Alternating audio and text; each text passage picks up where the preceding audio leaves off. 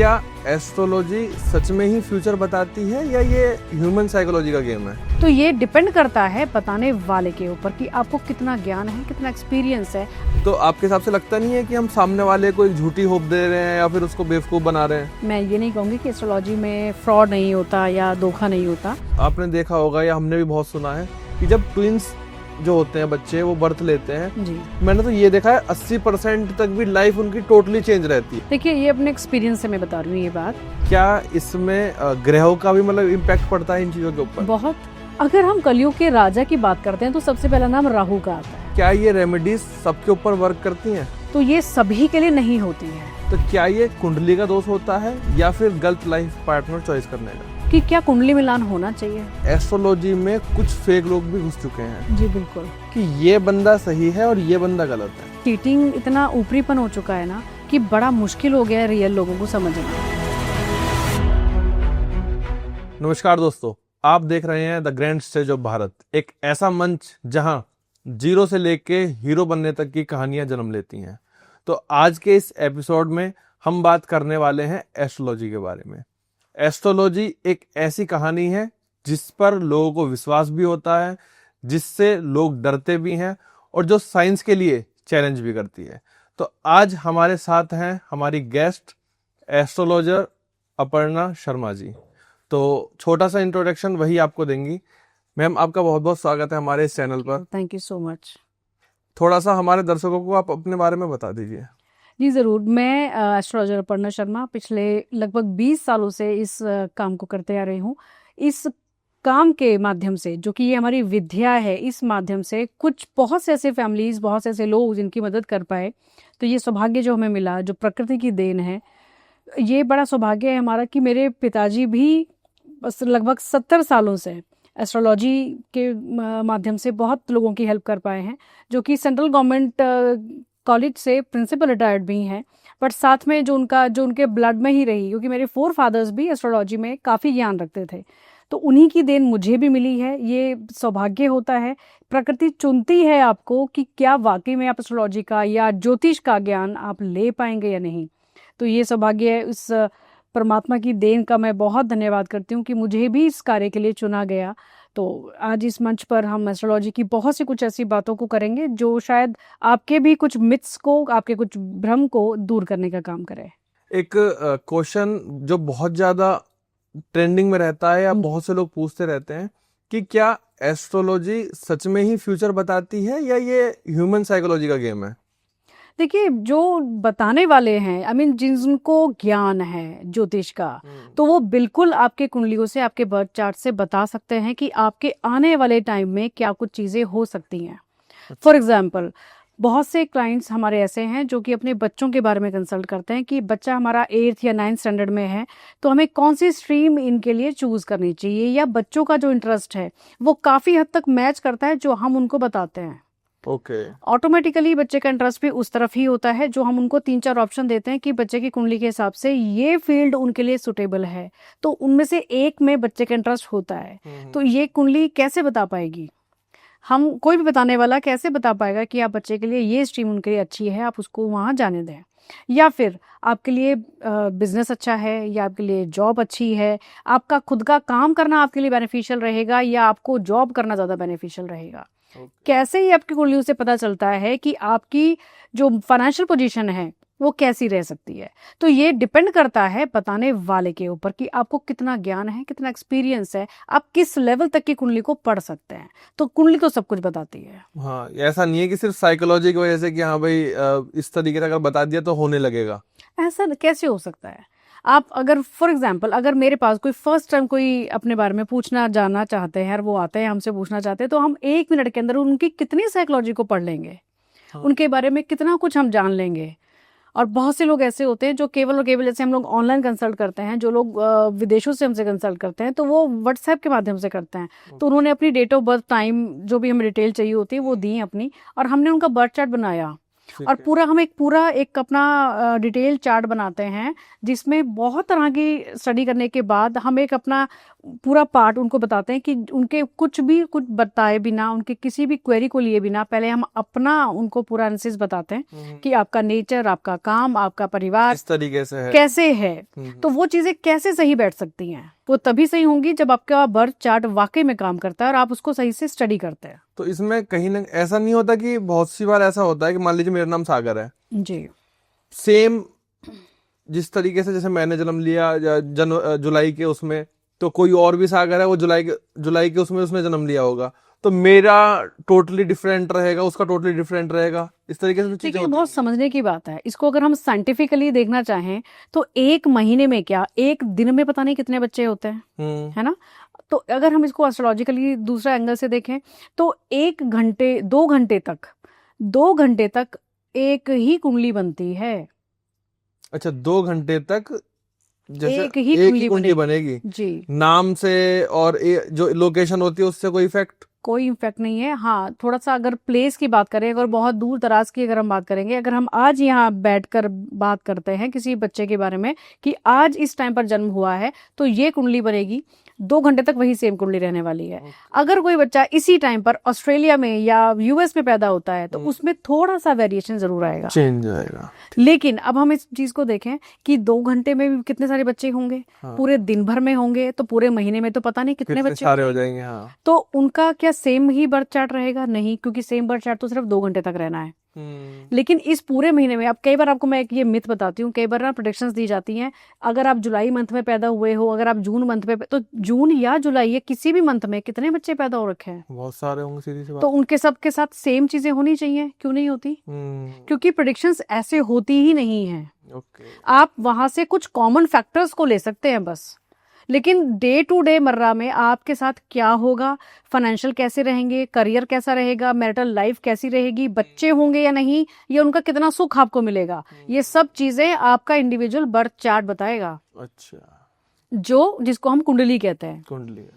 वो आपके date of birth, time और प्लेस से बनाई जाती है, ना कि आपके महीने के हिसाब से बनाई जाती है। ठीक है, ठीक है।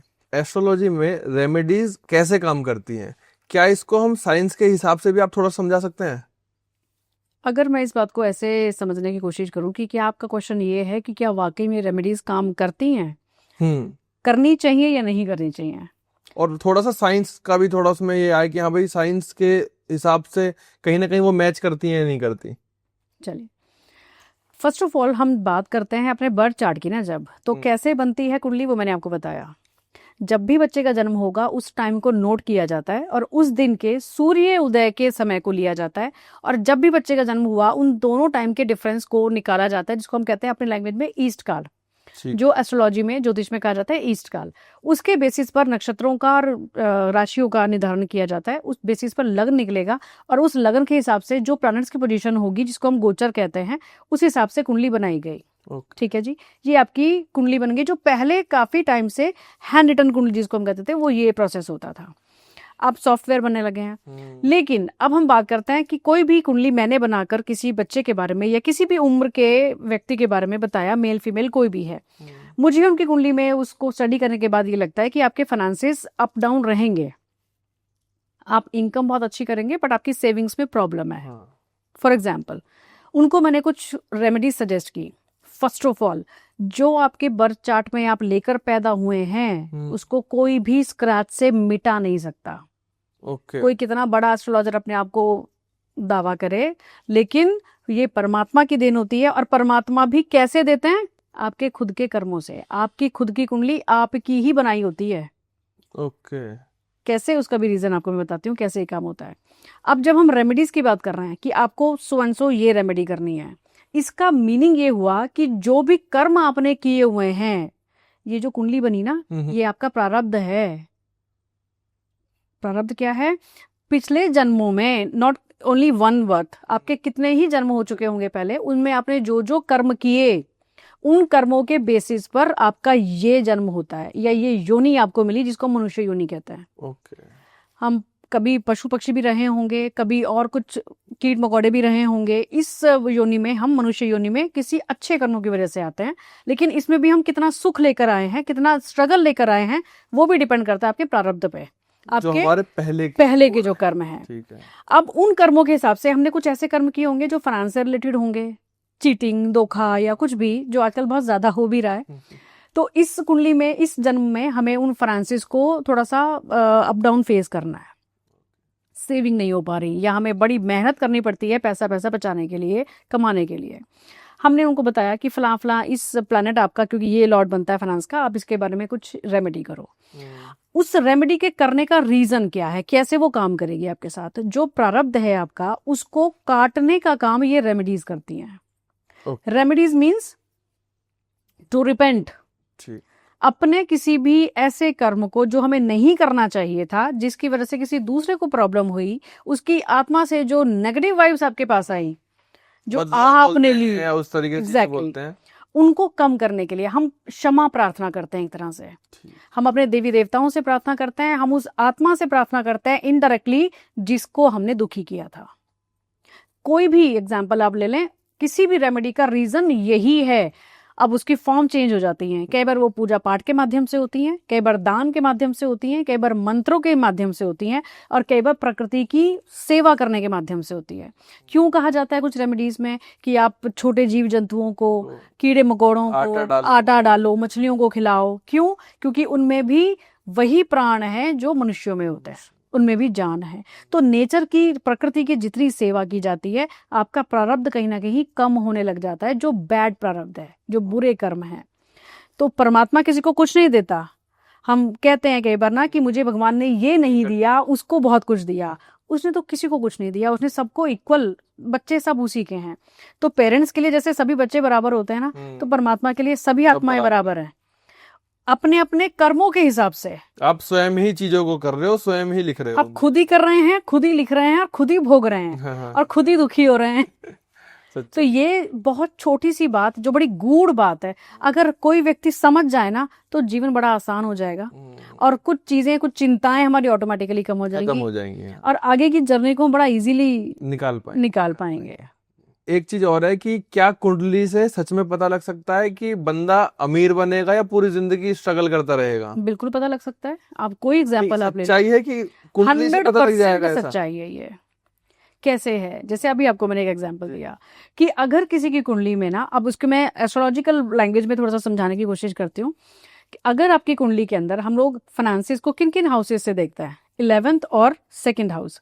ठीक है। 11th हाउस है जो आपका इनकम बताता है कि आपकी इनकम कैसी रह सकती है, कितनी रह सकती है, किस लेवल तक की रह सकती है, क्या स्ट्रगल के बाद आएगी, या आप ठीक ठाक काम करते रहेंगे और आपको पैसा आता रहेगा।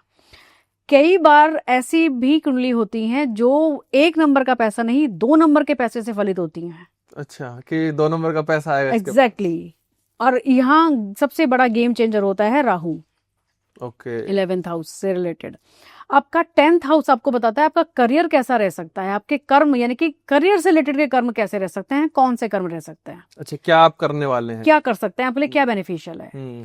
आपका 2nd हाउस बताएगा आपकी सेविंग्स, कि कमा तो लोगे आप, पैसा तो अपने इनफ्लो आपका हो गया, लेकिन आप उसको सेव कर पाओगे, अपने सुख में ले पाओगे, या आप सिर्फ दूसरों की सेवा करते रहोगे, या वो खर्चे में ही जाता रहेगा चाह कर भी। अब एक एग्जांपल, एक क्लाइंट हमारे पास 2-3 दिन पहले आते हैं, उनकी सबसे बड़ी प्रॉब्लम ये थी कि मेरी इनकम ठीक ठाक होती है, बट मेरा एक पैसा मेरे पास बच नहीं पाता, एंड ऑफ द मंथ मेरा अकाउंट जो है वो खाली ही रहता है। और आप यकीन करो, उनका 45 लाख पर एनम का पैकेज है। अच्छा। कॉर्पोरेट में है, एमएनसी में वर्किंग है, तो उनका इतना पैकेज होने के बावजूद भी उनका कुछ सेविंग नहीं है। ऐसा कैसे हो सकता है? मैंने कहा आपने लोन लिया है बहुत कुछ, मैंने उनके बारे में बाद में कुछ पूछना चाहा, तो उनका ये कहना था कि ऐसे कोई बहुत बड़े लोन्स भी नहीं है। जब भी वो कुछ चीज़ों को पैसे को सेव करने की कोशिश करते हैं ना, तो कोई ना कोई मेडिकल खर्चा, कोई ना कोई रिश्तेदारी में से कि कोई बीमार हो रहा है, या बीमार हो, शादी में कोई लेने आ जाएगा, कोई हेल्प लेने के लिए आ जाएगा, जिसको वो मना नहीं कर पाते हैं। तो उनका चाहकर भी पैसा सेव नहीं होता। मैंने उनको एक बड़ी प्रैक्टिकल रेमेडी दी। कई बार ना कुछ रेमेडीज आप जो अभी हमने बात की नेचर से रिलेटेड होती हैं, मंत्रों से रिलेटेड, दान वगैरह से रिलेटेड होती हैं, लेकिन कुछ रेमेडीज हमारी प्रैक्टिकल भी होती हैं अकॉर्डिंग टू बर्थ चार्ट, कि इस इंसान को इस कुंडली के हिसाब से कैसी रेमेडी सही से करनी चाहिए ठीक है। जो उसको बेनिफिट हो। अगर हम जब फाइनेंस की बात करते हैं तो अगर जिनके एक्सपेंडिचर ज्यादा होंगे, अगर आपका सेकंड हाउस का लॉर्ड अगर आपके 12th हाउस में जाएगा तो ऐसे इंसान सेव करने में हमेशा नाकामयाब रहेंगे, उनको कभी भी सेविंग नहीं हो पाएगी। या उनका 11th हाउस का लॉर्ड यानी कि एकादशेष वो 12th हाउस में जाएगा तो ऐसे लोग कितना मर्जी इनकम करें उनका खर्चा होता रहेगा। तो ऐसे लोगों को हम बड़ी प्रैक्टिकल रेमेडी देते हैं कि वो मंथली कहीं ना कहीं पर अपनी ऐसी कोई स्कीम रखें जहां पर उनको ऑटोमेटिकली उनका अकाउंट से पैसा डिडक्ट होता रहे, या फिर वो वहां पर उसको डालते रहें जो उनको बाय कंपल्शन देना ही देना है। वहां कोई हाउस लोन हो सकता है, कोई स्कीम हो सकती है, कोई इंश्योरेंस पॉलिसीज हो सकती हैं ठीक। जो उनको रिवर्ट मिले बाद में। अच्छा, मतलब ऐसा नहीं है कि जरूरी नहीं है कि वो दान ही हो, वो उनकी अपनी पर्सनल स्कीम भी हो सकती अपनी है। पर्सनल स्कीम हो सकती है जो कि उनको आफ्टर 20 ईयर्स 25 ईयर्स या जो भी आप टर्म लेना चाहें, इस तरह की जो चीजें होती है ना उसमें ऐसे लोगों को अपना अमाउंट जरूर लगाना चाहिए। अच्छा, it's very practical remedy. Okay. Astrology में बहुत सी बार क्वेश्चंस ये निकल के आते हैं कि ग्रह शांति वगैरह करा लो सब कुछ ठीक हो जाएगा, तो आपके हिसाब से लगता नहीं है कि हम सामने वाले को एक झूठी होप दे रहे हैं या फिर उसको बेवकूफ बना रहे हैं? देखिए आज के दौर में ना बहुत से लोग हैं ऐसे, मैं ये नहीं कहूँगी कि एस्ट्रोलॉजी में फ्रॉड नहीं होता या धोखा नहीं होता, बहुत तरह से होता है। रादर हमारे खुद के जो फेसबुक पेज है जो हमारा, उसमें हम लोग लाइव सेशंस करते हैं जिसमें हम लोग फ्री ऑफ कॉस्ट किसी भी व्यूअर को जो हमसे पूछना चाहें उनको फ्री ऑफ कॉस्ट उनका कोई भी एक सिंगल क्वेश्चन आंसर करते हैं। तो ये सेशंस हम करते रहते हैं। तो हमारे नाम से इवन हमारी पिक्चर को लेकर एक दूसरा अकाउंट पैरेलली चल रहा है जो हमारी नॉलेज में नहीं था, जो हमारे क्लाइंट्स ने ही हमें बताया व्हाट्सएप के थ्रू कि ऐसा ऐसा मैसेज आपके थ्रू आया, आपके तरफ से आया है, तो क्या मुझे ऐसा कुछ करना चाहिए। तब हमें पता चला कि ऐसे अकाउंट भी हमारे नाम से चल रहे हैं। तो ऐसा चीटिंग, ऐसा धोखा होता है एस्ट्रोलॉजी में भी। और साथ ही साथ में क्योंकि कोविड के बाद बहुत से नए एस्ट्रोलॉजी क्रिएट आए हैं जो वेबिनार्स के थ्रू कुछ चीजों को समझकर एस्ट्रोलॉजी करना शुरू कर दें।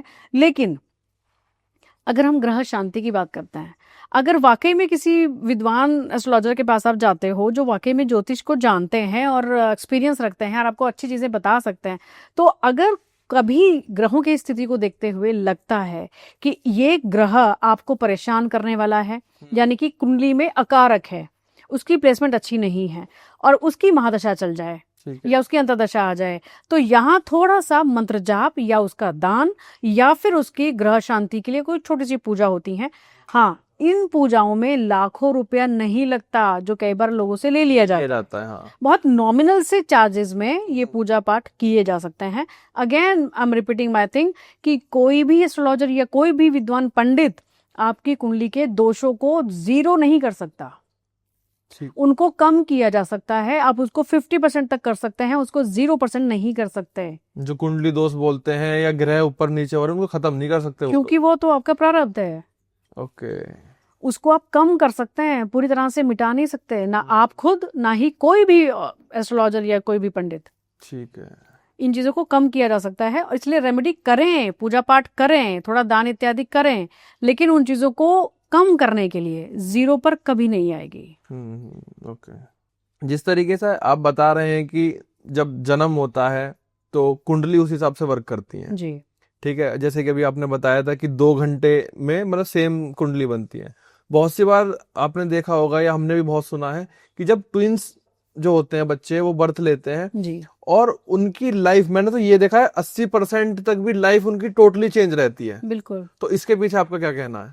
देखिए, ये अपने एक्सपीरियंस से मैं बता रही हूँ ये बात, क्योंकि 2021 में भी मैंने एक वीडियो पोस्ट किया था, जो हमारे रेगुलर व्यूअर्स हैं वो समझेंगे इस बात को, कि जब भी हम ट्विंस की बात करते हैं ना, अभी लेटेस्ट मेरे पास एक कुंडली आई है जो मैं आपके साथ शेयर कर सकती हूँ कि 2 बच्चे जो कि 3 मिनट के गैप पर हैं, एक बेटी है और एक बेटा है, 3 मिनट के गैप पर, यानी कि किसी का बर्थ अगर एक बच्चे का 51 मिनट पर हुआ है तो 54 मिनट पर दूसरे बच्चे का जन्म हुआ है।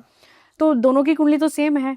कई बार तो कुंडली, क्योंकि जब लग्न चेंज हो रहा होता है तो वो 1 मिनट में भी लग्न चेंज हो रहा हो सकता है और या फिर 2 घंटे तक एक लग्न रहता है। तो उन दोनों की कुंडली तो सेम है।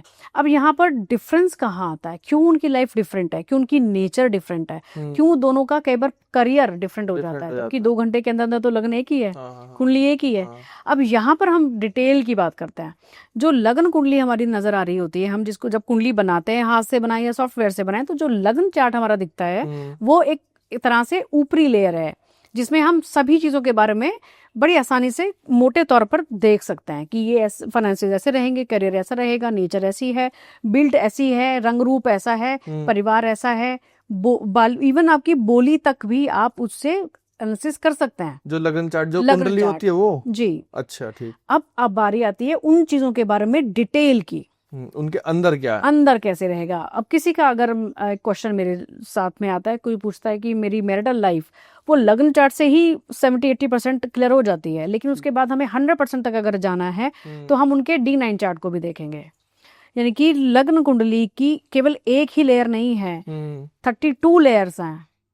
अच्छा, ओके। बहुत कम लोग जानेंगे, जो वाकई में जो जानकार होंगे उनको पता है कि डिविजनल चार्ट्स को कैसे स्टडी करना है, कैसे रीड करना है। ओके। D9 चार्ट में आप शादी के बारे में डिटेल में देखेंगे, D7 से आप बच्चों के बारे में बहुत ज़्यादा चीज़ों को देखेंगे, आप D4 चार्ट में आप उनकी जो प्रॉपर्टीज़ हैं, जो उनकी लग्जरी है, व्हीकल्स हैं, उन चीज़ों के बारे में ज़्यादा से समझेंगे। इन चीज़ों के बारे में डिटेल में, कब, कैसे, कितना, ये चीज़ें आपको डिविजनल चार्ट्स बताती हैं।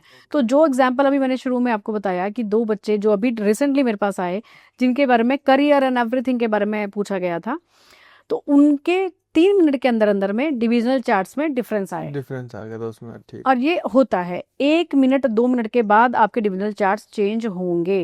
अच्छा, ठीक ठीक। रादर कई बार हमारे पास ये क्वेश्चंस आते हैं, कुछ हमारे क्लाइंट्स ऐसे भी हैं जो लेडीज हैं, वो प्रेग्नेंट हैं और उनको सी सेक्शन बता दिया गया है, तो वो अपने अकॉर्डिंग भी कई बार बर्थ कराने की कोशिश की जाती है।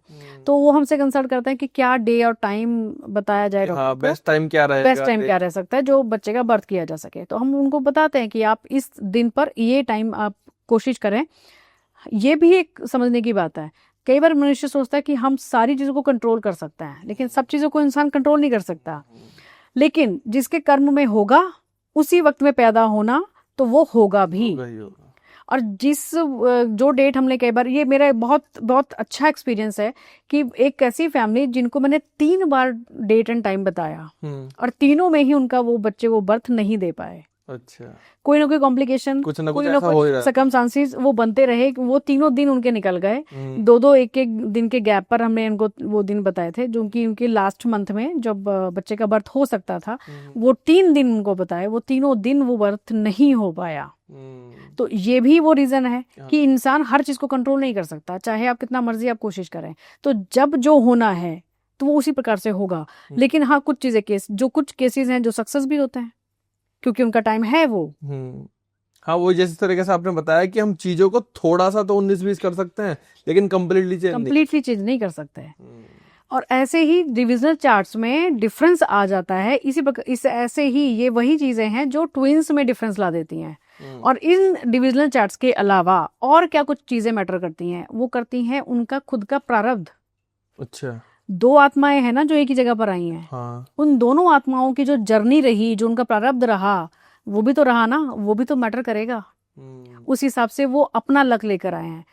कुंडली में बर्थ चार्ट सेम नजर आ रहा है, उसके बावजूद भी डिफरेंस बहुत से लोगों में आ जाता है, क्योंकि 2 घंटे के अंदर भी बहुत सारे बच्चे पैदा हुए हैं। प्रारब्ध और उस बच्चे के पेरेंट्स के जो कर्म हैं, जिस हिसाब के कर्म हैं, वो सब चीजें मिलकर एक चीज को बनाती हैं, एक प्रेडिक्शन को निकालती हैं। हम कई बार इसमें मैं एक बात को और ऐड करती हूँ जो मेरा खुद का एक्सपीरियंस है। आप बर्थ चार्ट को बड़ा डिटेल में एनालिसिस करते हैं, उसके बावजूद भी ना आपकी कैलकुलेशन में 2-3 चीजों का वेरिएशन रह सकता है, कुछ परसेंटेज का वेरिएशन रह सकता है। वो क्यों हो जाता है? ये ऐसा एक विद्या है, ये एक ऐसी कैलकुलेशन है जो साइंस से थोड़ी दूर है, लेकिन साइंटिफिकली जो कैलकुलेशंस होती हैं वो भी इसमें होती हैं। इसमें पूरी मैथ्स भी हम लोग करते हैं, बहुत सी चीजें को प्लस करना, माइनस करना, सब कुछ ऐसे किया जाता है। उसके बावजूद भी ये डिपेंड करता है आपके खुद के, यानी कि ज्योतिषी के कर्म पर भी, उनकी इंट्यूशनल पावर कैसी है, वो मंथन कितना कर सकते हैं। एक एग्जाम्पल से मैं आपको बताती हूँ। एक अच्छा एस्ट्रोलॉजर कौन बन सकता है? क्या हर कोई बनना की कोशिश करना चाहे वो बन जाएगा? आज की डेट में भी आपको मैक्सिमम टैरो कार्ड रीडर्स मिलेंगे, बहुत सारे, वैदिक एस्ट्रोलॉजर्स बहुत कम बहुत कम, मिलेंगे। सच्चाई है।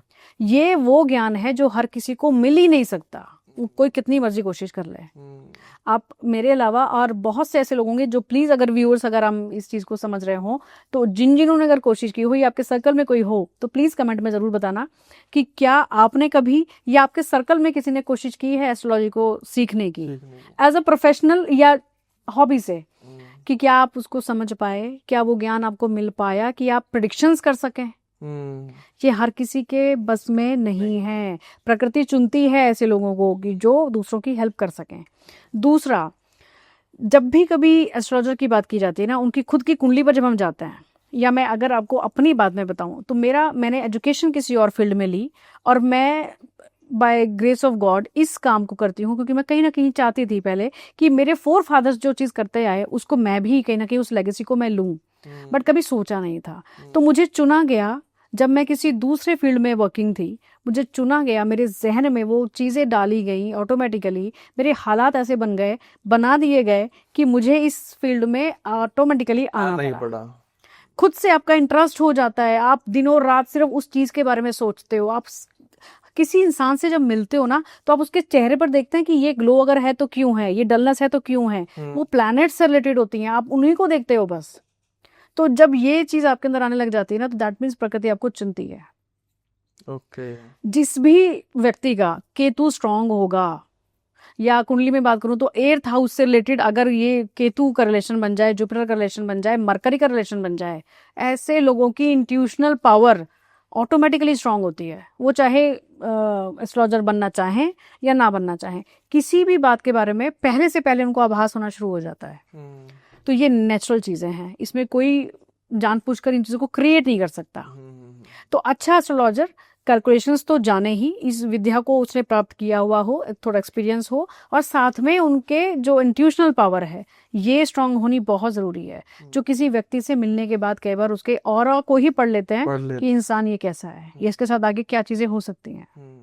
जो आज के यूथ का जो गुस्सा है और डिप्रेशन है, जो ये लड़ाई दंगे बहुत ज्यादा बढ़ रहे हैं, क्या इसमें ग्रहों का भी मतलब इम्पैक्ट पड़ता है इन चीजों के ऊपर? बहुत, हर एक चीज इम्पैक्टेड है प्लैनेट से। अब इसको हम देखते हैं कि ये क्यों चीजें ऐसे इस तरह से बढ़ रही हैं। आप इस चीज को समझिए कि जितनी फैसिलिटीज बढ़ती जा रही हैं, जितनी हमारी साइंस प्रोग्रेस करती जा रही है, उतनी ही नेगेटिव चीजें भी प्रोग्रेस कर रही हैं। बिल्कुल। अगर हम इलेक्ट्रिसिटी की बात करते हैं, हम गैजेट्स की बात करते हैं, फोन है, लैपटॉप है, जितने भी ये गैजेट्स हैं, कितनी इन्होंने हमें फैसिलिटीज दे दी, कितनी सुविधाएं दे दी, लेकिन इसको आप कनेक्ट करिए, ये सब चीजें रिलेटेड है राहु से। अच्छा, इलेक्ट्रॉनिक चीजें या इलेक्ट्रॉनिक चीजें, ओके, गैजेट्स हैं, इलेक्ट्रिसिटी है, ये सब रिलेटेड है राहु से। ठीक है। पहले के टाइम में इलेक्ट्रिसिटी नहीं होती थी, गैजेट्स नहीं होते थे, तो इतना ना डिप्रेशन, फ्रस्ट्रेशन, एंगर, एंजाइटी नहीं होती थी। हाँ, फैक्ट है। अब ये चीजें, इतनी फैसिलिटीज के बावजूद भी ये सब चीजें क्यों बढ़ रही हैं? जितना राहु का इम्पैक्ट बढ़ता चला जाएगा, एंजाइटी, डिप्रेशन, फ्रस्ट्रेशन बढ़ेगी। ये राहु की वजह से? ये राहु की तो राहु, आप थोड़ा सा राहु को डिटेल में बताइए, मतलब राहु क्या है? अगर हम कलयुग के राजा की बात करते हैं तो सबसे पहला नाम राहु का आता है। अच्छा। फ्रांसिस को जो छप्पड़ फाड़ कर देना चाहे अगर कोई प्लैनेट अगर आपके कर्मों में है तो वो राहु दे सकता है। ओके। लेकिन राहु साथ ही साथ में इसका डार्क साइड क्या है कि अगर इसकी युति किसी अच्छे प्लैनेट के साथ हो जाए, अगर आपके ये 8th हाउस में बैठा है, या आपके चंद्रमा के साथ अगर ये बैठा है, अगर आपके सूर्य के साथ ये बैठा है, तो ये बहुत तरह के नेगेटिव इम्पैक्ट्स भी देता है। अच्छा, ग्रहों से जब ये मिल जाएगा कॉम्बिनेशन बना किसी दूसरे उसमें, तो फिर वो नेगेटिव इम्पैक्ट डालेगा आपको उसमें। इसी तरीके से पॉजिटिव इम्पैक्ट डालेगा जब वो किसी और दूसरे ग्रह में बैठा होगा।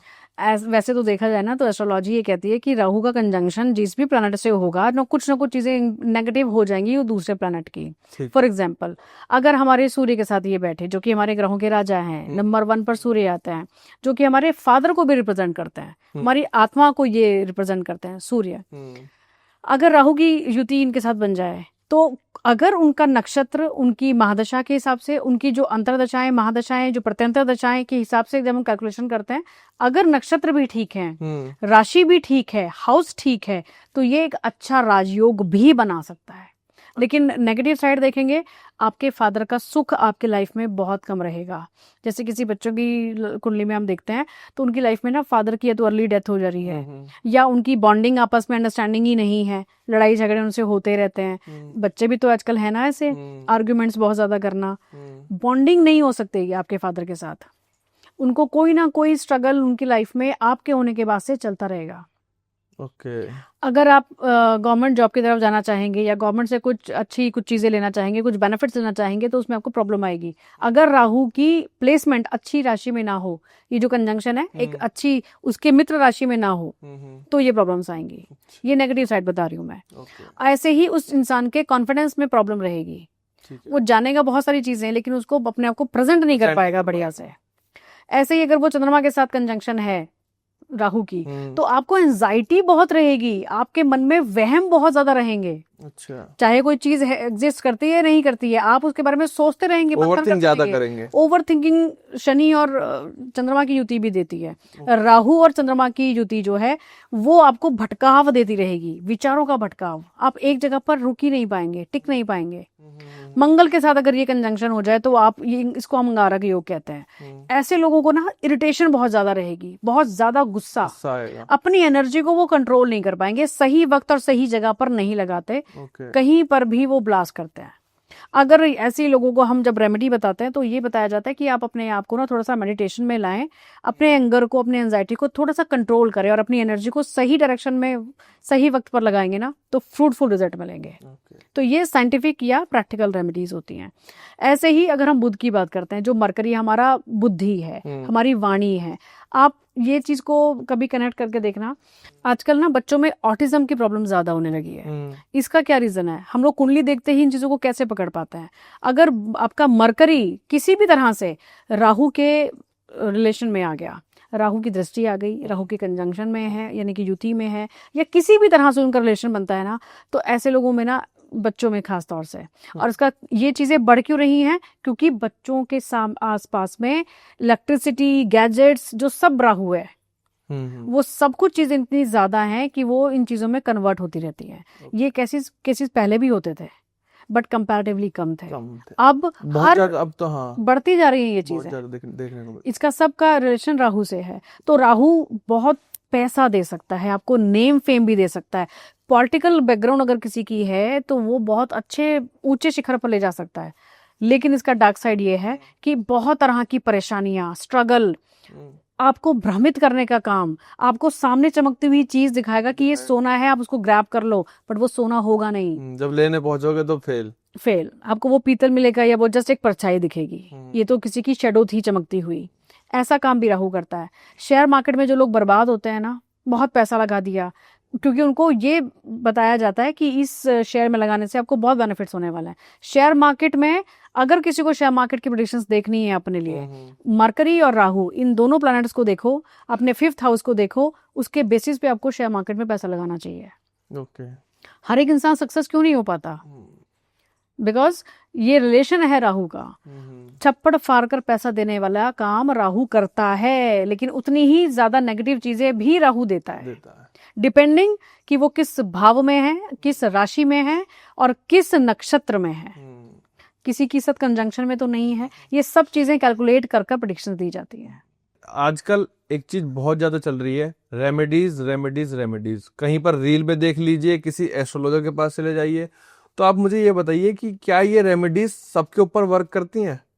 देखिए, जो कॉमन रेमेडीज हम लोग देखते हैं ना कि रील्स में या वीडियोस में आपने कहा जैसे, तो ये सभी के लिए नहीं होती है। पहला पॉइंट, कुछ कॉमन रेमेडीज हो सकती हैं जो सभी लोग करें, कोई हार्म नहीं होगा। लेकिन कुछ रेमेडीज ऐसी होती हैं जो आपके बर्थ चार्ट के अकॉर्डिंग होनी चाहिए। ठीक। लेकिन हमने रील्स में देखा तो हमें लगा अरे ये तो हमें ये बताया गया तो मुझे भी ये रेमेडी कर लेनी चाहिए। अगर किसी तरह के दान की बात है या किसी आपने तेज पत्ते पर कुछ लिखा उसको जला दिया या आपको कुछ चिट लिखकर धरती में डाल देनी है, धरती में गाड़ देनी है, या कहीं पर कुछ ऐसी चीजें होती हैं कि आप पानी में बहाओ या कुछ भी, तो ये जो इस तरह की जो रेमेडीज होती है ना वो बड़ा सोच समझ कर करनी चाहिए। मीन्स किसी अच्छे एस्ट्रोलॉजर से कंसल्ट कर कर ही करें। करनी चाहिए। दान का या किसी भी चीज को पानी में प्रवाहित करने का मतलब होता है उस पर्टिकुलर प्लैनेट को आपने अपने से दूर किया। फॉर एग्जाम्पल आपने कोई स्टोन पहना, आपको सजेस्ट किया गया आपके बर्थ चार्ट में बड़ा ऐसे ही नहीं पहले ये चाहिए स्टोन्स, बड़ा सोच समझ कर रिकमेंड करने कुछ चाहिए। लोग दिखावे में पहन लेते हैं। दिखावे में कुछ नहीं पहनना चाहिए, चाहे कोई क्रिस्टल ना ही कोई स्टोन। बड़े अच्छे से स्टडी करने के बाद कोई रिकमेंड करना चाहिए एस्ट्रोलॉजर्स को भी कि आप ये पर्टिकुलर स्टोन पहन सकते हैं, अदरवाइज इसका साइड इफेक्ट भी होता है। तो ऐसे ही कोई भी रेमेडी आपको नहीं कर लेनी चाहिए। हो सकता है आप उस अच्छे प्लैनेट को आपको और पावरफुल करना था लेकिन आपने उसको पानी में बहा दिया, आपने उसको दान में दे दिया, क्योंकि हमने किसी रील में देखा था। हाँ, वो रील चलती है, सेव कर लेते हैं कि ऐसा करना है जी, वो गलत है। किसी भी पर्टिकुलर डे पर, अब अगर हम पूजा की बात करते हैं, फॉर एग्जाम्पल अगर शिवरात्रि के बारे में बताया गया, नवरात्र के बारे में बताया गया कि आप ऐसा दिया जलाओ, कोई दिक्कत नहीं है, कोई भी कर सकता है, आप करो, कोई प्रॉब्लम नहीं होगी। लेकिन अगर आप उस दिन अपने ऊपर से ये वार कर पानी में बहा दो, वो सोच कर करिए। वो कोई अच्छा एस्ट्रोलॉजर अगर आपको रेकमेंड कर रहा है तो आप वो करिए, डिपेंडिंग अपॉन कि आपका बर्थ चार्ट कैसा है, वहां पर प्लैनेट्स की पोजीशन कैसी है। जो अकारक प्लैनेट है जो आपको नेगेटिव इंपैक्ट देने वाले हैं, उसकी महादशा है या गोचर में कुछ स्थितियां हैं, तो आप ऐसे रेमेडीज को करिए उस पर्टिकुलर प्लैनेट से रिलेटेड। लेकिन आप कॉमनली किसी भी प्लैनेट को आप बहा देंगे या दान कर देंगे तो हो सकता है वो आपका लक लॉर्ड हो, हाँ, आपके 9th हाउस का लॉर्ड हो, आप उससे रिलेटेड चीजों को बहा दे रहे हैं तो आपका लक फैक्टर कम हो जाएगा, वो चीजें और नेगेटिव हो जाएंगी, नेगेटिव हो जाएंगी ऐसे। इसलिए कोई भी वीडियो में देखकर हर एक रेमेडी को फॉलो ना करें। ठीक है। बहुत सी बार लोग कुंडली अच्छी तरीके से मैच करते हैं, ठीक है, उसके बावजूद भी चीजें खराब हो जाती हैं, तो क्या ये कुंडली का दोष होता है या फिर गलत लाइफ पार्टनर चॉइस करने का? देखिए, इसको हम समझते हैं बड़े लॉजिकल तरीके से कि क्या कुंडली मिलान होना चाहिए। पहले जैसे आपको मैंने डिस्कशन में अभी आपको बताया था कि हमारा जो लग्न चार्ट है, जो हमारा फर्स्ट प्लेयर है हमारी कुंडली की, वो ही आपकी बहुत सारी चीजों के बारे में एक इंस्टांस में बता देती है। उसी में हम देख लेते हैं कि इस व्यक्ति का, मेल फीमेल कोई भी हो, इसका मैरिटल स्टेटस जो है वो कैसा रह सकता है। शादी डिले होगी या वक्त पर हो जाएगी, उसके बाद स्ट्रगलफुल लाइफ है या एक अच्छा सुख है। उसी चीजों को और कंफर्म करने के लिए हम लोग D9 चार्ट में जाते हैं कि वहां पर क्या पोजीशन बनी हुई है, 7th हाउस का लॉर्ड D9 में किस पोजीशन में है या लग्न चार्ट में किस पोजीशन में है, ये बहुत सी चीजें वहां डिपेंड करेंगी। अगर कुंडली में किसी भी व्यक्ति के 7th हाउस पीड़ित है या 7th हाउस का लॉर्ड पीड़ित है, बहुत सारे तरीके होते हैं उसके। इवन एक सूत्र आपको मैं बताती हूँ, 7th हाउस का लॉर्ड अगर आपके 3rd हाउस में जाकर बैठेगा, ये तो एक पॉइंट हो ही गया। 7th पर अगर किसी भी पाप ग्रह की दृष्टि पड़ जाए या मंगल का दोष अगर आपका बनता है, मंगलिक भी ना हमेशा खराब नहीं होता, मंगलिक बहुत ज्यादा चलता है, ये हमेशा खराब नहीं होता। डिपेंड करता है कि आप किस घर में मंगल बैठे हैं, किस राशि के बैठे हैं। अच्छा, ऑटोमेटिकली इसका तोड़ भी हो जाता है अगर उसकी राशि सही हो तो।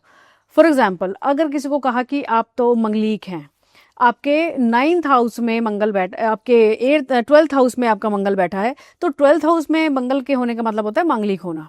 लेकिन अगर यहाँ पर वो जुपिटर की राशि में बैठा हो, धनु राशि में बैठा हो, तो या फिर अपनी ही वृश्चिक राशि में बैठा हो, तो यहाँ मंगलिक दोष नहीं होगा। लेकिन जिनको इस बारे में नहीं पता, वो पहली बार देखते ही बोलेंगे कि ये तो मंगल दोष है। तो ऐसे में अलग अलग तरह की रेमेडीज होंगी, जबकि जरूरत नहीं पड़ेगी यहाँ पर। हाँ, अगर राशि सही ना हो तो वो मंगल दोष काम करेगा अपना, वो बैड इम्पैक्ट दे सकता है।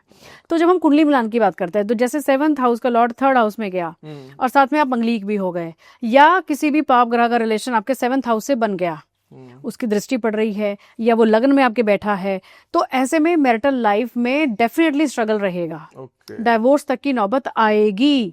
3rd हाउस कहीं ना कहीं आपके कोर्ट में जाने के बाद डिवोर्स को भी शो करता है। अच्छा, एक पॉइंट से कभी भी डिवोर्स नहीं होते, ये हमेशा हमारे व्यूअर्स को याद रखना चाहिए। एक पॉइंट से कभी भी डिवोर्स को प्रिडिक्ट ना करें। जब तक 2 या 3 से ज्यादा ऐसे पॉइंट अगर आपको कुंडली में नजर नहीं आते, अगर आप किसी को ये कहेंगे तो आपकी बात गलत साबित हो सकती है। 2 या उससे ज्यादा के पॉइंट कम से कम कुंडली के अंदर होने चाहिए कि जो डाइवोर्स को शो करें। उन्हीं के साथ में अब हम कुंडली मिलान क्यों करें? कुंडली मिलान केवल और केवल गुण मिलान नहीं है, पहला पॉइंट। बहुत से लोग या व्यूअर्स हमारे दोस्त गुण हैं, मिल गए और इस तरीके से चीजें होती हैं। अब हमने सॉफ्टवेयर पर दोनों की डिटेल डाली और हमने गुण मिलाए। हम कहेंगे 18 से ऊपर गुण मिल गए तो ये शादी पक्की है जी, फाइनल है, डन कर दो। लेकिन उसके बावजूद प्रॉब्लम आती है, दिक्कत आती है। दोष हम देते हैं कुंडली मिलान को, एस्ट्रोलॉजर्स को। लेकिन आपको सही तरीका पता ही नहीं है तो आप किसी दूसरे को दोष कैसे दे सकते हैं? सच्चाई है। 18 से कम भी अगर गुण मिलते हो तो मैंने अपने खुद के हाथों से ऐसे गुण कुंडली मिलान करने के बावजूद भी शादी ओके की है। अच्छा, और सही चल रही है, कोई दिक्कत नहीं है। ठीक ठीक। कुंडली मिलान एक बड़ा डीप प्रोसेस है। 18 गुण हम कहते हैं कि 18 गुण कम से कम है जो मिलने चाहिए, जो कि बेसिक चीजों को मिलाकर कहा मतलब टोटल 36 गुण होते हैं ना शायद? 36 गुण होते हैं। अच्छा, उसमें 18 गुण मिलने चाहिए, जो कि कुछ बेसिक चीजों को कहा जाता है कि ये मिलना होना चाहिए। अब पॉइंट्स कटते कहाँ हैं, कौन कौन से ऐसे दोष हैं जिसकी वजह से वो हमारे गुण कम हो जाते हैं? 3 दोष मेजर होते हैं, भकूट दोष, नाड़ी दोष और गण दोष। इनमें भी अपनी अलग अलग कैटेगरी है, 3 उन 3 कैटेगरीज में से भी हम ये देखते हैं कि क्या इस दोष के होने के बावजूद भी शादी डन कर सकते हैं, तो आप यस कर देंगे।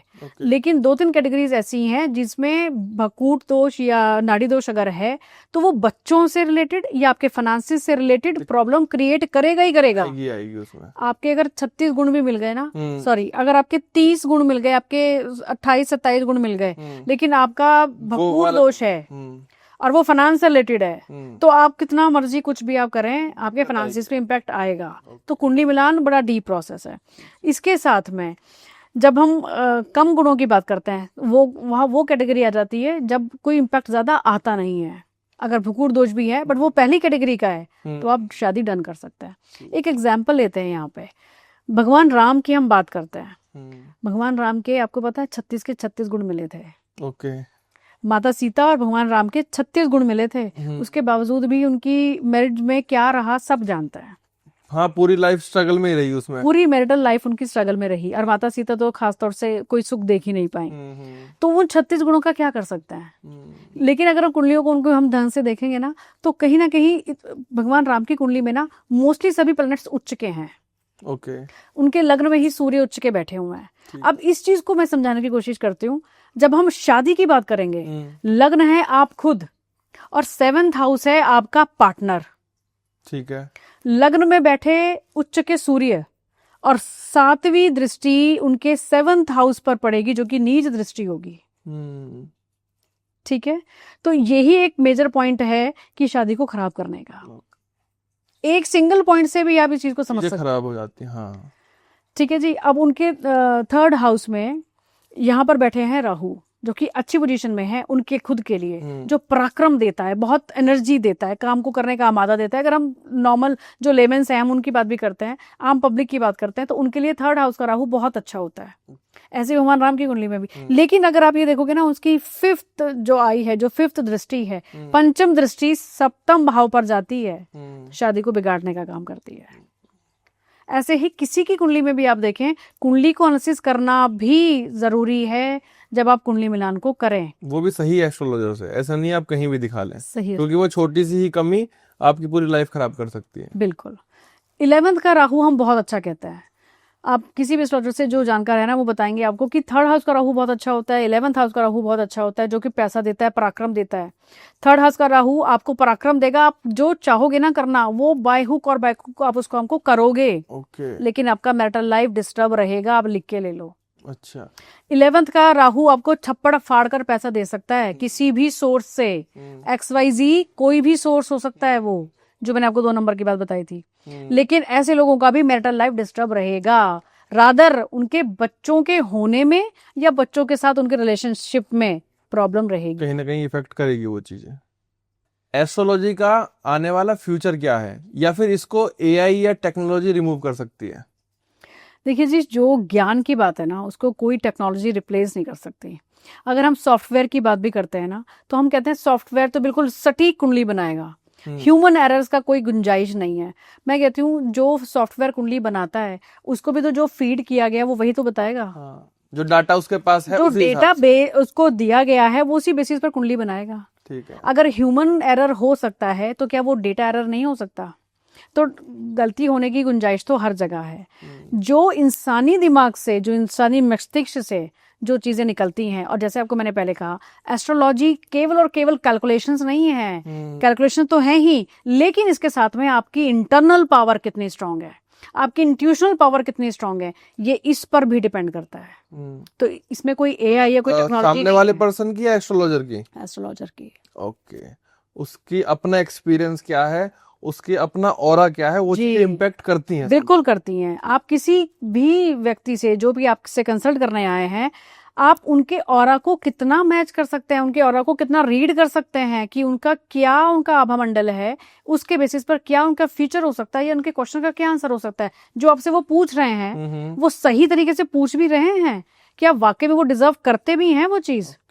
ये चीजें आउट ऑफ कुंडली आप अपने हिसाब से भी निकालते हैं। आपको मैं इसका एक लाइव एग्जांपल देती हूँ। अभी कुछ दिन पहले, लगभग 15 दिन पहले की बात है, मेरी बहुत अच्छी क्लाइंट हैं जो कि गुड़गांव से हैं।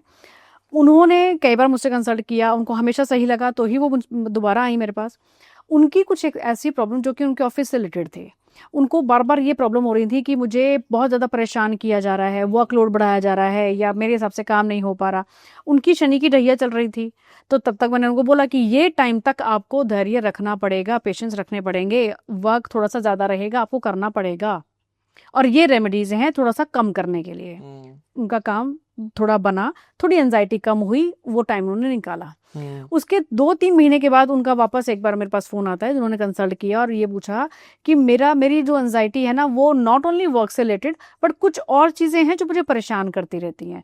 कि मेरा जो मैं मनचाहा, मुझे टीम नहीं मिल रही, मुझे टीम सपोर्ट नहीं कर रही, या कुछ और ऐसी चीजें जिस वजह से मुझे रात में नींद भी नहीं आती। मुझे लगा कि ये इनका वो टाइम तो खराब जो था, वो पीरियड इनका जा चुका है, अब इनको ये प्रॉब्लम क्यों हो रही है। मैंने उनको कहा कि आप 2 मिनट मुझे सिर्फ होल्ड, मेरा फोन आप करो। हमने अपनी जो पावर्स होती हैं, जो इंट्यूशनल पावर हैं या और कुछ चीज़ें हैं, उसको हमने यूज़ किया तो बिल्कुल क्लियर पिक्चर समझ में आ गई कि इन जो ये बता रही हैं ये है ही नहीं। अच्छा, रीज़न कुछ और था उनकी एंजाइटी का, और रीज़न था एक्स्ट्रा मैरिटल अफेयर। हमने उनको साफ साफ पूछा ये चीज कि आपके ऑफिस में कोई कुलीग है जहां थोड़ा अट्रैक्शन है, और उस वजह से आपकी ये मानसिक परेशानी जो है ना, जो एंजाइटी है, जो रात को नींद ना आने का रीजन ये है, टीम नहीं है। तब उन्होंने खुलकर हमसे बात की कि मैं आपको अपनी पूरी स्टोरी बताती हूँ। तब वो जब सामने आई अच्छे से, तो हमने उनको अकॉर्डिंगली उनकी काउंसलिंग भी की। रादर यहाँ पर रेमेडीज ही नहीं आएंगी, यहाँ पर आपको कुछ चीज़ों में क्लाइंट्स की अपनी काउंसलिंग भी करनी पड़ती है कि आपके लिए ये सही है और ये सही नहीं है। कई बार इंसान जुनून में कुछ चीज़ों को ले जाता है, हाँ, उसे पता नहीं होता क्या गलत है क्या सही है, उस हिसाब से। तो उनकी हमने आधा घंटा काउंसलिंग की। Now she is perfectly all right. तो ये ऐसी चीज़ें भी कई बार हमें अपने हिसाब से करनी पड़ती हैं। आजकल एस्ट्रोलॉजी बहुत ज़्यादा पीक पर है, और एस्ट्रोलॉजी में कुछ फेक लोग भी घुस चुके हैं। जी बिल्कुल। तो लोगों को, क्योंकि आम जनता को नहीं पता कौन रियल है, कौन कोर्स करके आया है, किसको प्रॉपर ज्ञान है, लोगों को नहीं पता इस चीज के बारे में। तो आप कुछ ऐसा बताइए कि लोग इजीली समझ सकें कि ये बंदा सही है और ये बंदा गलत है। देखिए आजकल ना इतना फेक हो चुका है एस्ट्रोलॉजी में भी, इतना चीटिंग, इतना ऊपरीपन हो चुका है ना कि बड़ा मुश्किल हो गया है रियल लोगों को समझना। लेकिन एक बात अपने व्यूअर्स को मैं बताती हूँ कि जब भी आप किसी एस्ट्रोलॉजर से कंसल्ट करें, रादर तो अगर आप ऑनलाइन किसी एस्ट्रोलॉजर को देखते हैं ना, तो एक रील को देखते ही आप उनके पास ना चले जाएं। आप उनके पूरी चीज़ों को थोड़ा सा एनालिसिस करने की कोशिश करें खुद से भी। इंट्यूशनल पावर ना हर इंसान को ईश्वर ने दी है, किसी के पास कम, किसी के पास ज्यादा। वो प्रैक्टिस से बढ़ जाती है, थोड़ी वो मेडिटेशन से बढ़ती है। हम लोग अगर अपनी बात करते हैं तो यस, हमारे पास थोड़ी सी ज्यादा है, और उस चीज़ों को हम बढ़ाते भी हैं। इसको हम सिद्धियां भी कहते हैं, मंत्र जाप भी कहते हैं, बहुत कुछ कहते हैं, अपने ईष्ट की साधना भी कहते हैं। लेकिन जो लेमेंस हैं उनके पास भी ना कहीं पावर होती है चीज़ों को समझने की। तो इस चीज को ना, जैसे आपने मेरी ही कोई रील देखी, आप एक रील को देखते ही आप मेरे पास कंसल्टेशन के लिए मत आइए। मेरे और कुछ चीजों को देखिए, कुछ और वीडियोस को, रील्स को देखिए, मेरे किसी पॉडकास्ट को देखिए। आपको थोड़ा सा समझना खुद भी पड़ेगा कि इनके पास नॉलेज है या नहीं है। और इतना आपको समझ में डेफिनेटली आएगा। हाँ, वो थोड़ा और सा जब भी आप किसी से कंसल्ट करने का मन में जब आपके भाव आ जाए ना, तो आप अपने ईस्ट का नाम लें और उनसे आप कनेक्ट करें विश्वास करके, विश्वास के साथ कि मैं इस एस्ट्रोलॉजर के पास अब कंसल्ट करने जा रहा हूँ। अगर आपके ईस्ट के आपको साथ देना होगा तो आप उनसे कनेक्ट कर ही नहीं पाएंगे। उस एस्ट्रोलॉजर से आप कनेक्ट कर ही नहीं पाएंगे। आपका कोई ना कोई सर्कमस्टांस बनता चला जाएगा कि आप उनसे आप बात ही ना कर पाए। और अगर आपके ईश्वर ने आपका साथ दिया तो आप सही एस्ट्रोलॉजर के पास जरूर पहुंचेंगे। तो ये अपनी थोड़ी सी पावर आप खुद भी यूज करें। बहुत सी बार क्या होता है कि लोग संकल्प लेते हैं कि हमें मंगल के व्रत रखने हैं, सोमवार के रखने हैं, या फिर बृहस्पति के व्रत रखने हैं। वो लोग कोशिश भी करते हैं, लेकिन चटोरे होने की वजह से या फिर मन में कुछ लालसा आने की वजह से वो उन चीजों को छोड़ देते हैं, या फिर सोचते हैं कि परमात्मा तो हमारे ही है, माफ कर देगा, कोई दिक्कत नहीं है। तो क्या ये चीजें भी उनकी लाइफ के ऊपर इम्पैक्ट कर सकती हैं? जी बिल्कुल कर सकती हैं, किस बिल्कुल कर सकती हैं। देखिए, या तो ना आप किसी चीज को मानो मत, मीन्स उसको आप संकल्प मत लो कि मैं मंगल के इतने व्रत करूंगा, मैं नवरात्र करूंगा, या मैं बृहस्पति के इतने व्रत करूंगा। जब आप संकल्प ले लेते हो ना, तो फिर वो आपको बात को पूरी करना चाहिए। वो प्रकृति से रिलेटेड हो जाती है फिर डायरेक्ट। और अगर आपके मन में सिर्फ उथल पुथल चल रही है कि करूं या ना करूं, करूं या ना करूं, तो आप उसको करें या ना करें, ये आपका खुद का डिसीजन है। लेकिन संकल्प अगर आपने ले लिया, एक दिन का फास्ट आपने कर लिया, तो अगली बार के लिए आपको, आपने जो संख्या बोली, आपने 11 मंगल के व्रत बोले, आपने 21 कोई व्रत बोले, तो वो आपको पूरे करने चाहिए।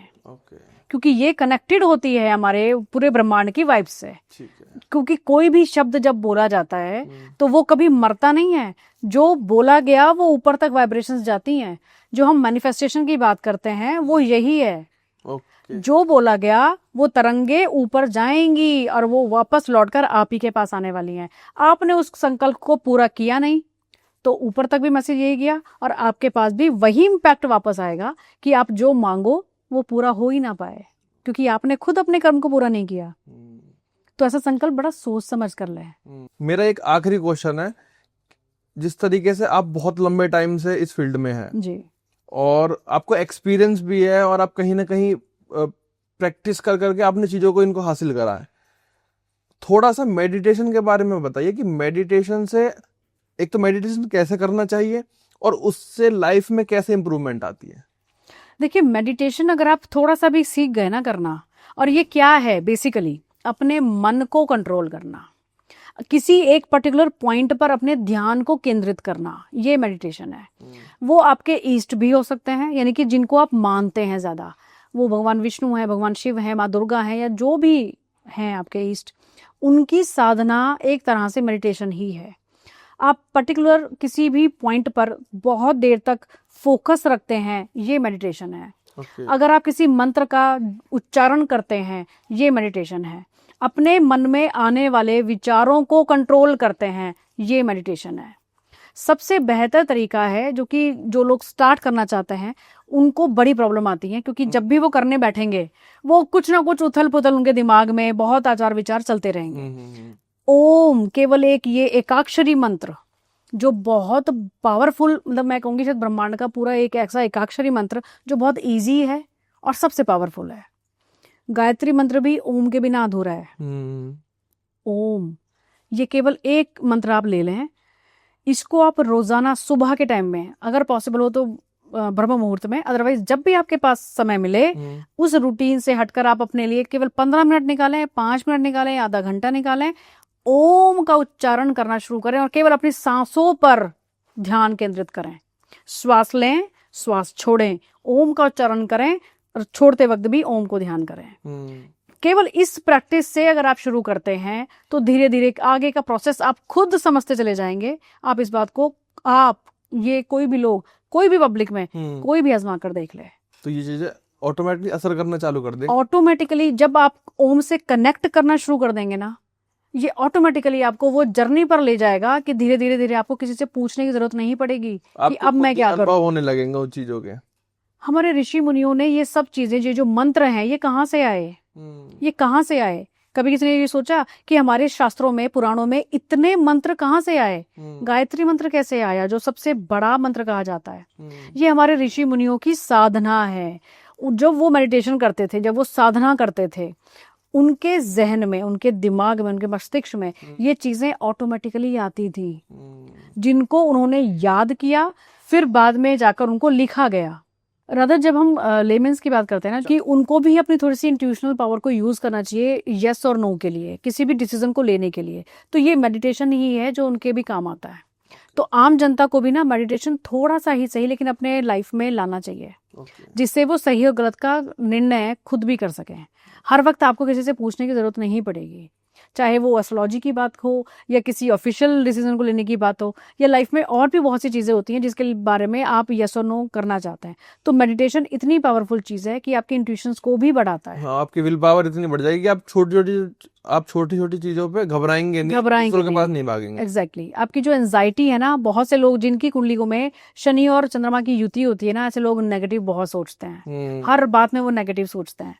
किसी भी चीज को, काम को करने से पहले ना वो ये सोचेंगे, अरे ये काम ऐसा हो गया तो क्या होगा, ये बिगड़ गया तो क्या होगा। वो पॉजिटिव सोच ही नहीं पाता है। ऐसे लोगों को तो खासतौर से मेडिटेशन का सहारा जरूर लेना चाहिए।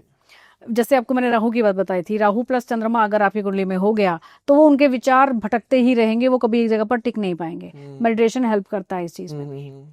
तो मेडिटेशन बहुत पावरफुल चीज है, आपके हर एक लाइफ के एस्पेक्ट को वो सुधार सकता है, इंप्रूव कर सकता है। तो मेडिटेशन तो आप लोग सभी करें। तो दोस्तों, आई होप आपको आज के इस एपिसोड में बहुत सारी चीजें सीखने को मिली होंगी, बल्कि मुझे ही बहुत सारी चीजें सीखने को मिली हैं। बाकी इसके बावजूद भी अगर कोई कंफ्यूजन आपके माइंड में रहता है, क्योंकि एक एक पॉइंट इस तरीके से क्लियर करा गया है कि आपको सिर्फ ये नहीं है कि बस ऊपर ऊपर से बता दिया गया। ये पॉडकास्ट डिटेल में इसलिए रखा गया ताकि आप डिटेल में चीजों को समझ सके, और जो आजकल ये फेक चीजें चल रही हैं, आप उन चीजों से अलग होकर चीजों को पहचान सकें, चीजों को फॉलो कर सकें और अपने ऊपर अप्लाई कर सकें। तो आई होप आपको वीडियो बहुत अच्छी लगी होगी। बाकी मिलते हैं कोई नई वीडियो में। बहुत बहुत धन्यवाद।